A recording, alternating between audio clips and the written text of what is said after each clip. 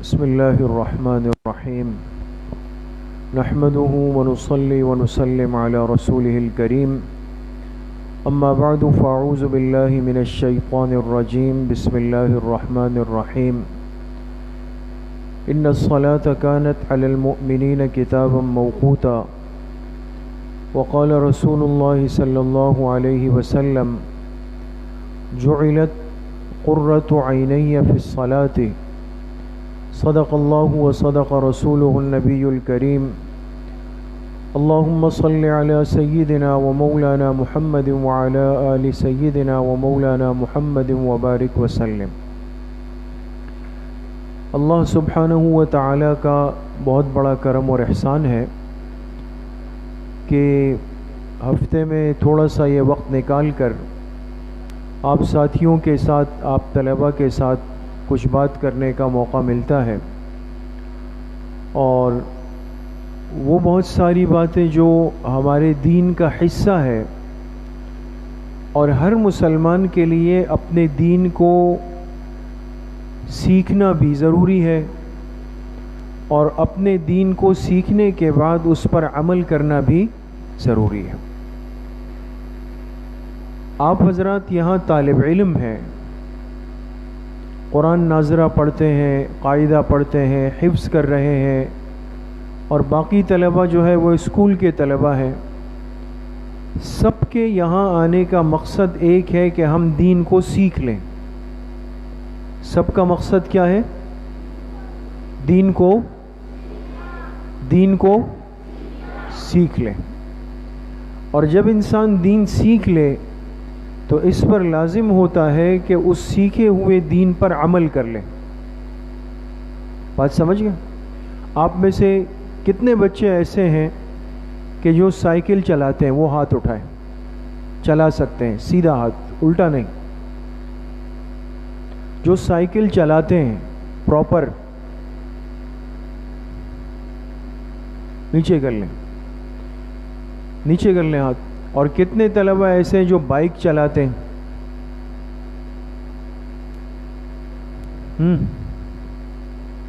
آپ بھی بائک چلاتے ہو؟ 3 پہیوں والی؟ 4؟ 2؟ نیچے کر لیں۔ اور ایسے بھی ہوں گے جو گاڑی چلا لیتے ہیں، وہ ہاتھ اٹھائیں۔ ماشاءاللہ۔ تو بیٹری والی یا بغیر بیٹری والی؟ پیٹرول والی؟ تو ماشاءاللہ دیکھیں، کوئی سائیکل چلا سکتا ہے، کوئی بائک چلا سکتا ہے، کوئی گاڑی بھی چلا سکتا ہے۔ اب اس سے آگے ہم رکشے کی بات تو نہیں کریں گے نا۔ لیکن دیکھیں، یہ سائیکل چلانا یا بائک چلانا یا گاڑی چلانا تو یہ ایک دم ہوا یا اس کو سیکھنا پڑا؟ سیکھنا پڑا نا، سیکھنا پڑا، گرنا پڑا۔ اور کہتے ہیں بھئی جب تک انسان گرے نہیں تو بائک نہیں سیکھ سکتا۔ یہ کراچی والوں کا ایک مشہور جملہ ہے، جب تک گرے نہیں تو اچھا ڈرائیور نہیں بن سکتا۔ خیر گرنا نہیں ہے۔ تو جب سیکھ لیا تو اب آپ سائیکل بھی چلا رہے ہیں، بائک بھی چلا رہے ہیں، گاڑی بھی چلا رہے ہیں۔ اسی طریقے سے آپ سمجھ لیں کہ مدرسے کے ماحول میں آنے کے بعد، مسجد کے ماحول میں آنے کے بعد آپ نے اپنے دین کی کتنی باتیں سیکھ لی؟ سیکھی ہے یا نہیں سیکھی ہے؟ سیکھی ہے۔ تو اس سیکھنے کا مقصد کیا تھا؟ دین کیوں سیکھا؟ تاکہ میں اپنے دین پر کیا کر لوں؟ عمل کر لوں، دین پر عمل کر لوں۔ اب آپ سب کو معلوم ہوگا، سب کو، چاہے وہ چھوٹا ہے یا بڑا ہے، کہ بھئی کلمہ پڑھنے کے بعد دین اسلام کا سب سے بڑا رکن، سب سے بڑا فرض وہ کون سا عمل ہے؟ نماز۔ کلمے کے بعد سب سے بڑا عمل کون سا ہے؟ نماز ہے نا۔ اور نماز آپ بتائیں، فرض ہے، واجب ہے، سنت ہے یا نفل ہے؟ فرض ہے۔ کتنے وقت کی نماز فرض ہے؟ 5 وقت کی نماز پڑھنا ہر عاقل بالغ مسلمان مرد عورت پہ فرض ہے۔ لیکن فرق یہ ہے کہ جو مرد ہیں وہ مسجدوں میں پڑھیں گے، مستورات خواتین کہاں پڑھیں گی؟ گھروں میں پڑھیں گے۔ اسی لیے ہر محلے میں مسجد ہے، ہر علاقے میں مسجد ہے. تو مسجد مردوں کے لیے بنائی گئی، اور مسجد کا سب سے بڑا عمل یہ کہ باجماعت نماز کو پڑھا جائے. اب آپ میں سے ہر طالب علم کو یہ بات پتہ ہے کہ مجھ پر نماز فرض ہے، اور دن میں 5 نمازیں فرض ہے. اس لیے ہر نماز کے لیے مؤذن کیا دیتا ہے؟ اذان دیتا ہے. اذان ہم سنتے ہیں، اسپیکر پہ اذان ہوتی ہے، گھر تک آتی ہے، گراؤنڈ تک آتی ہے، ہر جگہ آتی ہے. اب سوال یہ ہے کہ اذان کی آواز آ گئی، مسجد آپ کے محلے میں ہے، آپ کو یہ بھی پتہ چل گیا کہ بھئی نماز فرض ہے، یہ بھی پتہ چل گیا کہ چونکہ میں طالب علم ہوں، میں مرد ہوں، میں لڑکا ہوں، تو مجھے گھر نہیں پڑھنی، مجھے کہاں جا کے پڑھنی ہے؟ مسجد میں. یہ سب باتیں آپ نے سیکھ لی نا. اب سوال آئے گا کہ آپ نے اپنی اس سیکھی ہوئی بات پر عمل کتنا کیا؟ بات سمجھ گئے؟ سیکھ تو لی، اس میں کوئی شک نہیں. آپ سب کے علم میں بات آ گئی، لیکن یہ علم ہم میں سے کتنے طلباء کے عمل میں بھی ہے کہ جو فجر، ظہر، عصر، مغرب، عشاء 5 فرض نمازیں جا کر مسجد میں جماعت کے ساتھ پڑھتا ہے؟ سوال یہ ہے نا. اس لیے میں ایک جملہ عرض کر رہا ہوں کہ دیکھیں، کبھی یہ مت کہیں کہ جی ابھی تو ہم چھوٹے ہیں. انسان ایک چیز سیکھتا ہے، ہر چیز کے سیکھنے کی ایک عمر ہوتی ہے نا، عمل کرنے کی ایک عمر ہوتی ہے.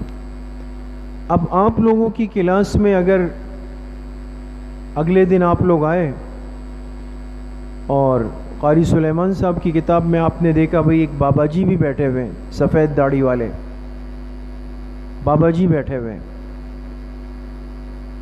آپ میں سے تو کسی کی داڑھی سفید نہیں ہے نا، لیکن سفید داڑھی والے بابا جی آ گئے تو آپ لوگ کہیں گے نا بھئی بابا جی کیسے آ گئے؟ شاید قاری صاحب سے ملنے آئے ہیں، یا شاید ہمیں قرآن خوانی کے لیے لے جانے آئے ہیں، کچھ بھی ذہن میں آ سکتا ہے نا. لیکن بعد میں پتہ چلا کہ قاری صاحب نے رجسٹر کے آخر میں بابا جی کا نام بھی لکھ دیا، ان کو بھی قاعدہ دے دیا، وہ بھی جا کے قاری صاحب کو سبق سنا رہے ہیں، آپ لوگوں کے ساتھ بیٹھ گئے. بالکل پڑھ سکتے ہیں، منع نہیں ہے. دین اور علم کے سیکھنے کی کوئی عمر نہیں ہے دوستو. لیکن آپ سے ایک بات ہے کہ آپ لوگوں کو عجیب لگے گا نہیں لگے گا؟ لگے گا نا عجیب.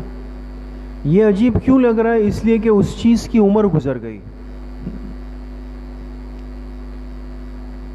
نماز فرض عبادت ہے. کبھی یہ مت کہیں کہ چلو وہ کر لیں پھر نماز شروع کریں گے، میٹرک ہو جائے پھر نماز شروع کریں گے، اتنے بڑے ہو جائیں پھر نماز شروع کریں گے، حفظ ہو جائے پھر نماز شروع کریں گے.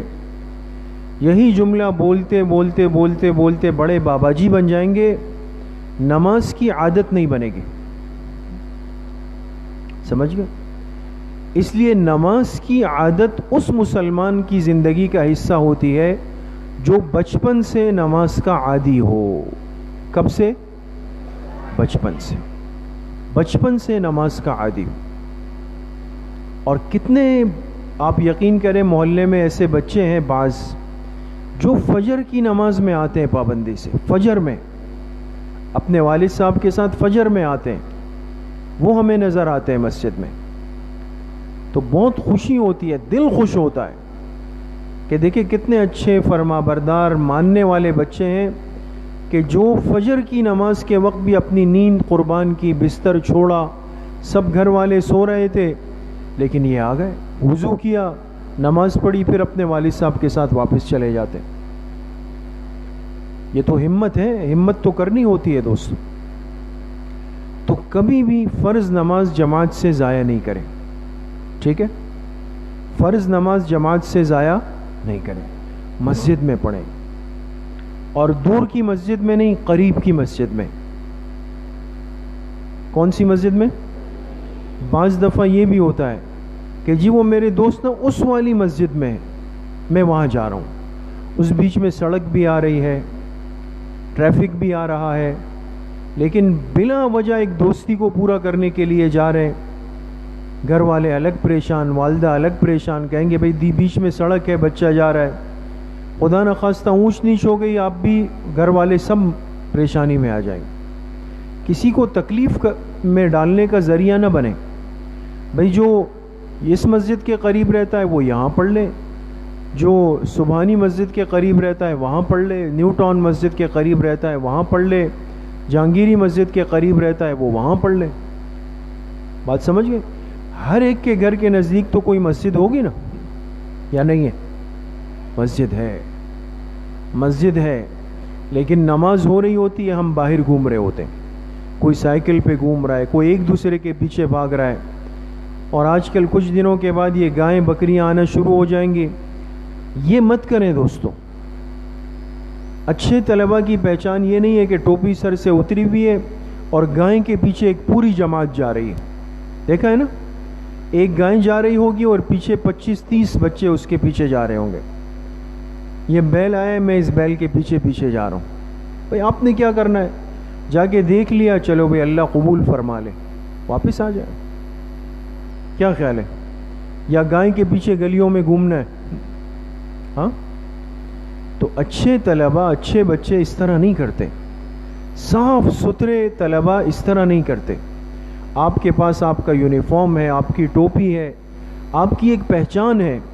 اس کے بعد اگر آپ گلی محلوں کے ان بچوں کی طرح کبھی وہاں لڑ رہے ہیں, کبھی اس کو سڑک پہ گرایا ہوا ہے, کبھی اس کے پیچھے بھاگ رہے ہیں, اس نے مجھے گالی دی, اس نے مجھے یہ کہا, یہ اچھی بات نہیں ہے.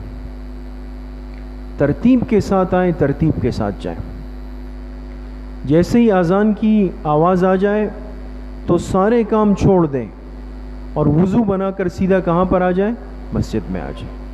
مسجد میں آئیں اور مسجد آنے کے بعد اپنی سنتیں پڑھیں, فرض نماز پڑھیں, پھر سنت پڑھیں, دعا ہو جائے, پھر اپنی واپسی کریں. تو کون کون اس پر عمل کرے گا؟ انشاءاللہ سب کریں گے. تو آج سے ہم دیکھیں گے اوپر, آج سے ہم دیکھیں گے اوپر کہ بھئی مسجد میں کتنا مجمع بڑھ گیا ہے نا. ہم آج سے نوٹ کریں گے. اللہ پاک مجھے بھی آپ سب کو صحیح عمل کی توفیق نصیب فرمائے. نمازوں کی پابندی اللہ پاک موت تک ہماری زندگی کا حصہ بنائے. ہماری طالب علمی کو, ہمارے علم کو اللہ پاک علم نافع فرمائے.